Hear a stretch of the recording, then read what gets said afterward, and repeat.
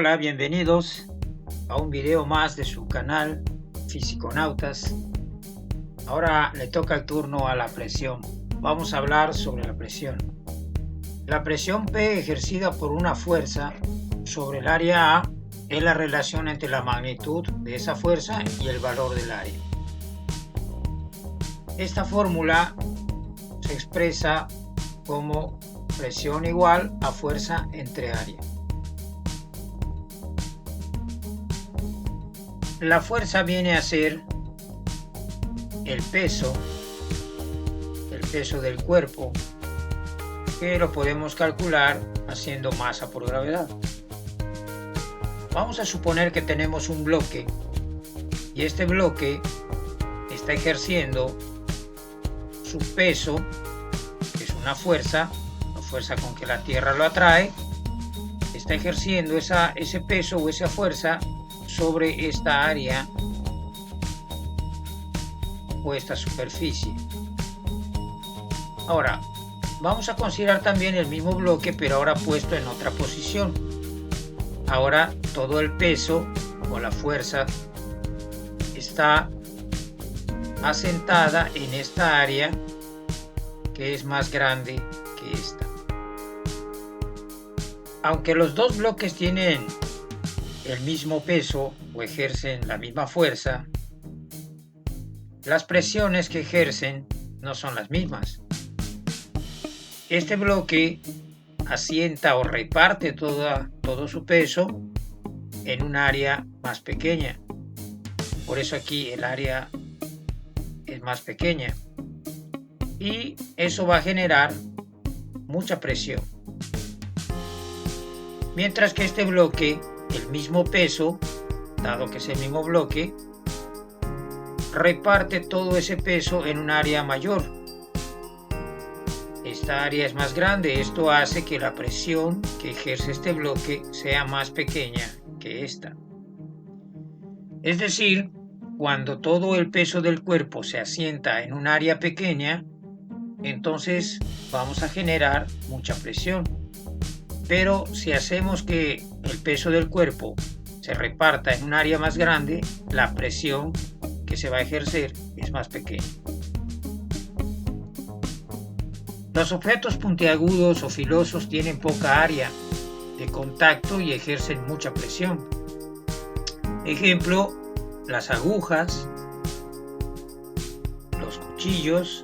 El filo de un cuchillo no es más que un área pequeña, muy pequeña de ellos. Por eso estos objetos, al aplicarles una fuerza, ejercen mucha presión. Los objetos con mucha área de contacto ejercen poca presión. Por ejemplo, los esquíes o los esquís, los que sirven para esquiar, precisamente tienen mucha área de contacto para que la persona no se hunda en la nieve. De este modo ejerce poca presión al tener todo su peso repartido en mucha área. Lo mismo pasa cuando una persona se para en una cama de clavos. El área de contacto donde se reparte el peso es muy grande y mientras más grande sea esta área, menos presión ejercerán los clavos en los pies de la persona. Las unidades que utiliza la presión en los diferentes sistemas de unidades se muestran aquí en esta tabla. El MKS absoluto utiliza el Newton entre metro cuadrado o también llamado Pascal. En el CGS se usa la DINA entre centímetro cuadrado o lo que es lo mismo se llama varia. Para el inglés absoluto se usa el poundazo de pie cuadrado. Para el MKS técnico el kilogramo fuerza entre metro cuadrado. En el CGS técnico el gramo fuerza entre centímetro cuadrado. Y en el sistema inglés técnico se usa la libra fuerza entre pie cuadrado. Noten que todas estas unidades tienen una unidad de fuerza arriba y una unidad de área abajo. Por eso son unidades de presión. La presión es fuerza entre área. No son todas las unidades de presión, existen más que vamos a ver posteriormente. Vamos a ver un ejemplo Este ejemplo dice: calcula la presión en pascales que ejerce un elefante sobre la tierra si su masa es de 3.000 kilogramos y la huella de cada una de sus patas es aproximadamente un círculo de 15 centímetros de radio. Bien, la masa 3.000 kilogramos, el peso por lo tanto va a ser masa por gravedad y nos dará en newtons, y la fuerza por lo tanto es el peso, 29.400. Ahora podemos calcular el área de una de las patas. Dado que las vamos a tomar como un círculo, aplicamos pi por radio al cuadrado. Hay que pasar estos 15 centímetros a metros, serían 0.15 metros, y eso se elevaría al cuadrado y se multiplicaría por pi. El resultado del área de una pata es 0.07068. Pero el elefante asienta todo su peso en 4 patas, así que hay que multiplicar esta área por 4 y esta será el área total donde está sentado o donde descansa o se reparte todo este peso o esta fuerza. Por lo tanto, la presión que ejerce el elefante es fuerza entre área, 29.400, entre el área de sus 4 patas. Y este es el resultado, 103.997.17 pascales.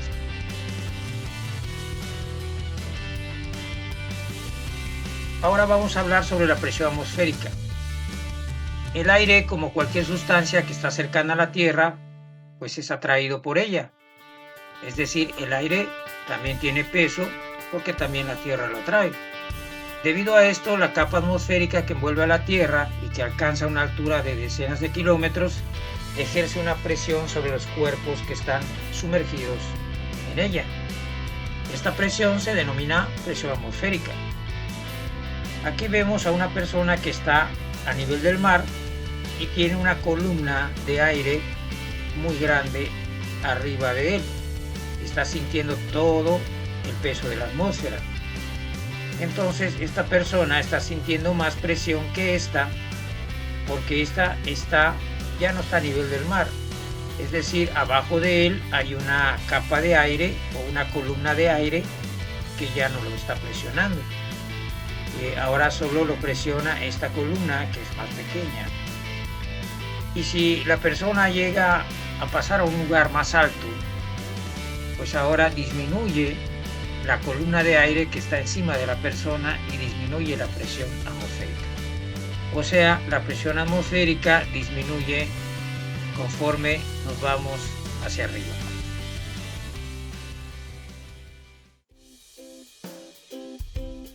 Vamos a hablar ahora del barómetro, que es el instrumento para medir la presión atmosférica. Muchos científicos intentaron medir la presión atmosférica, incluidos Galileo Galilei, pero el que resolvió el problema fue un alumno de Galileo llamado Evangelista Torricelli. En honor a él se dio a la presión la unidad de torr, que equivale a 1 milímetro de mercurio.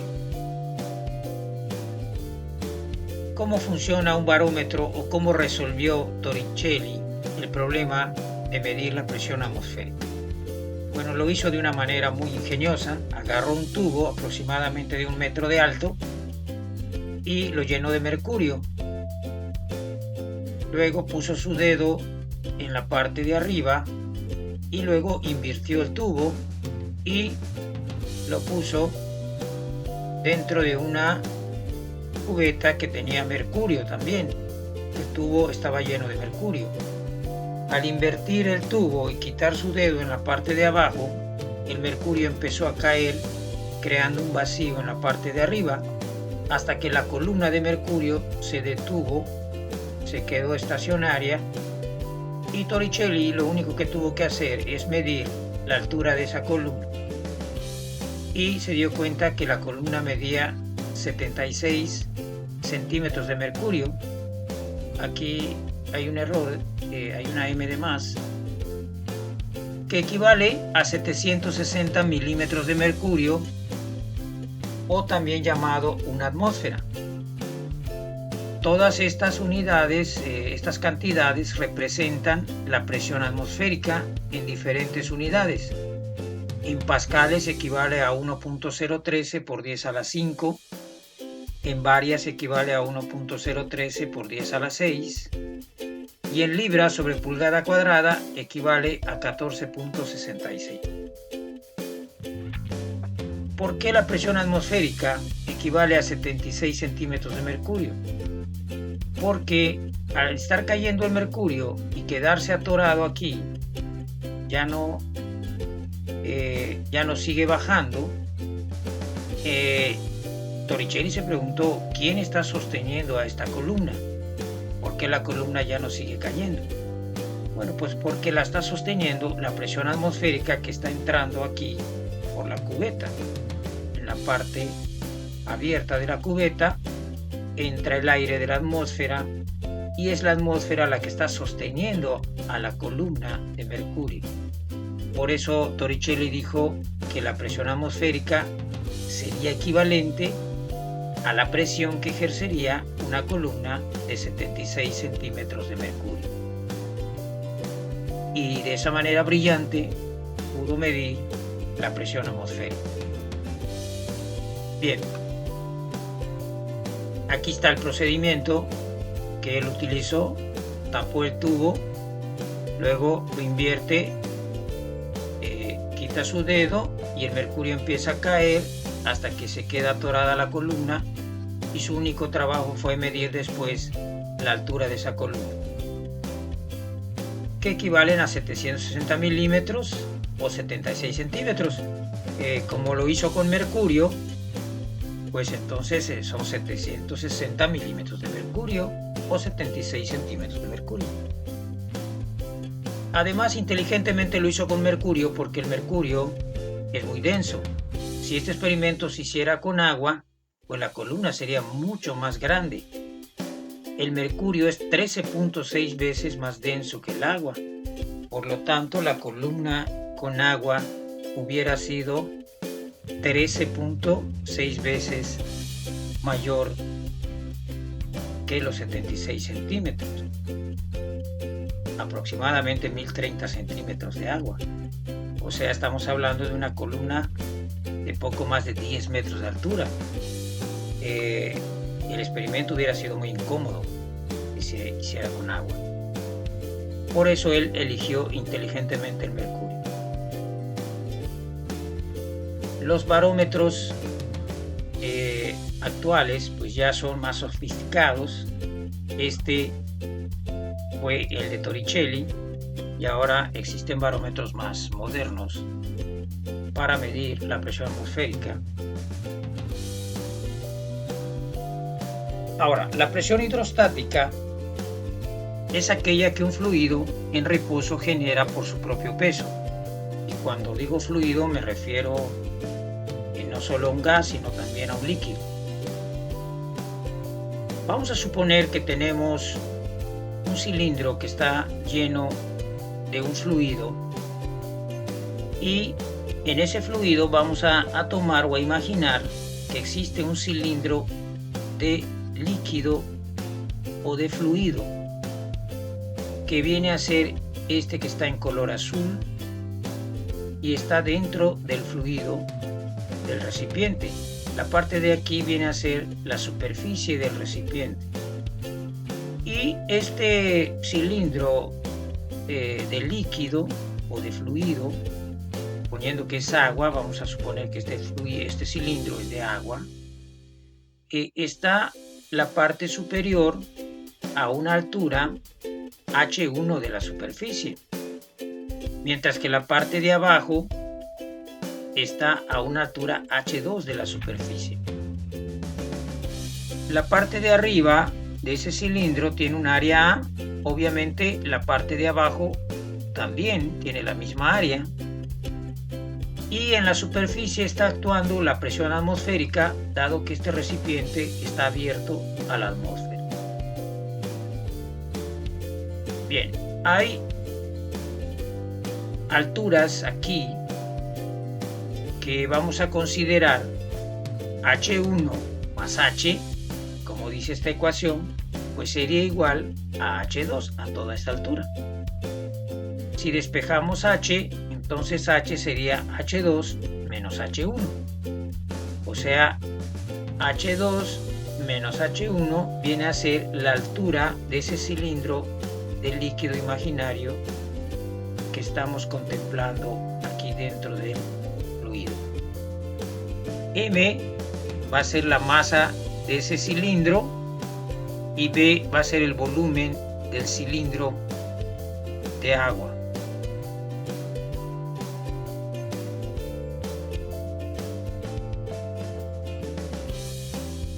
Bien,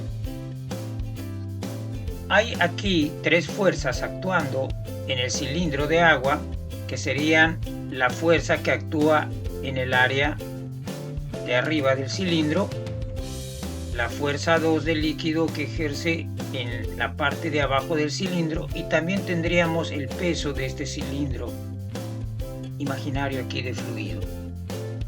Si hacemos una sumatoria de fuerzas en Y, tendríamos que igualarla a 0, dado que ese fluido está en reposo o está quieto.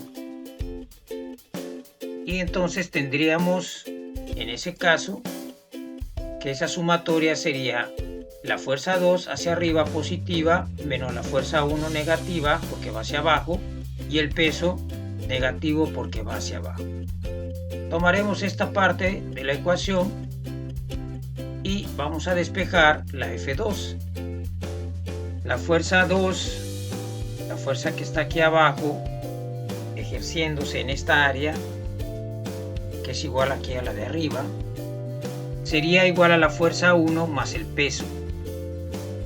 Pero la fuerza 1, la que actúa aquí, sería igual a la presión que habría en este punto o a este nivel o a esta altura de la superficie por el área. Dado que la presión es fuerza entre área, pues la fuerza es presión por área, si despejamos. Así que la presión por aquí, a este nivel, sería la presión 1, y la fuerza que se estaría ejerciendo sobre esta área del cilindro, pues sería esa presión por el área. En la parte de abajo, la fuerza 2 sería igual a la presión que actuaría a este nivel o a esta altura H2 de la superficie por el área. Y el peso sabemos que es masa por gravedad. Si reemplazamos la masa como densidad por volumen y luego desglosamos este volumen, dado que el volumen de este cilindro es área de la base, que sería esta A, que es la misma, esta área es la misma que hay aquí abajo, por la altura del cilindro, que es H. Entonces este volumen, que es el volumen del cilindro, sería igual al área de la base del cilindro por la altura del cilindro, que es H, o lo mismo H2 menos H1.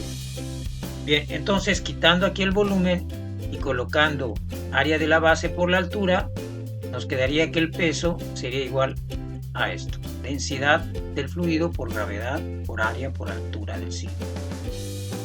Si ahora reemplazamos esta información en esta fórmula, F2 es la presión 2 por el área, F1 es la presión 1 por el área, y el peso es la densidad del fluido por la gravedad por el área de la base del cilindro por la altura del cilindro. Y quedaríamos con esta ecuación. Podríamos cancelar las áreas, dado que asoman en todos los términos, y entonces esta ecuación se reduce a presión 2 igual a presión 1 más densidad gravedad por altura, donde esta densidad representa la densidad del fluido. Bien, esta presión 2 es la presión que se está ejerciendo en esta área de aquí abajo, o dicho de otra manera, en el área que está a la altura H2 de la superficie. Y la presión 1 representa la presión que se ejerce en esta zona, o dicho de otra manera, en esta área que está a una altura h1 de la superficie. Y densidad gravedad por altura, ¿qué sería? Pues sería la presión que está ejerciendo esta columna de nuestro cilindro de fluido imaginario. Esta columna de fluido ejerce una presión que es la densidad por la gravedad por la altura de ese cilindro o de esa columna de fluido. Por ejemplo, si tenemos un fluido en un recipiente que está abierto a la atmósfera y queremos calcular la presión en el fondo del recipiente debida a la columna y a la atmósfera, entonces la presión en este punto sería la presión atmosférica que está empujando arriba más la presión de toda la columna de fluido. Pero ¿cómo se calcula la presión de una columna de fluido? Como esta columnita que es H. Pues se calcula con esto: densidad del fluido, gravedad por altura.